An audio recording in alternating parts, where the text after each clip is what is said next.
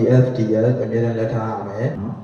အလို့ရမှာတော့ AFDS ဆိုလို့ရှိရင်ဘာမှရရမယ်ဘယ်လက်နဲ့ရဘယ်ဘက်မှာရှိရတာညာဘက်မှာရှိရတာတော့သိမှာ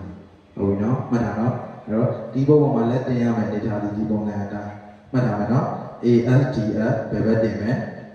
JKS semicolon ညာဘက်လက်တင်မယ်ဟုတ်ပြီနော်အဲ့ဒီမှာဆရာတို့ကတခါလေးပြောမယ် F ဆိုလို့ရှိရင်ဘယ်ဘက်လက်ညှိုးနဲ့နှိမ့်မယ်20၎င်းပဲအပေါ်က R ဆိုလို့ရှိရင်လည်းဘယ်ဘက်လက်ညှိုးနဲ့နှိမ့်မယ် T ဆိုလို့ရှိရင်လည်းဘယ်ဘက်လက်ညှိုးနဲ့ပဲနှိမ့်မယ်ဟုတ်ပြီနော်ညာဘက်လက်ညှိုးရက်လာပြီးတော့ T ကိုနှိမ့်တာလို့မရဘူးအဲ့တော့ Y ပဲဟုတ်ပြီနော်အဲ့ဒါမှတ်ထားမယ်နော်ဒါတို့အဲ့တော့ဒါ keyboard မှာလက်တင်ရမယ်အနေထားဒါနော် keyboard ကစလုံးတစ်လုံးချင်းစီကိုလာပြီးတော့လက်ညှိုးကြီးနဲ့ထိုးတာတွေမလုပ်ရဘူးအဲ့တော့ AFDS အမြဲတမ်းလက်ထားရမယ်ဘယ်ဘက်လက်တစ်ချောင်းလုံးဒီ AFDS ဟုတ်ပြီနော်ညာဘက်လက်ဒီ JKS semicolon အဲ့တော့လက်မနှစ်ချောင်းဒီ space bar ပေါ်မှာ ready အနေထားနဲ့ရှိရမယ်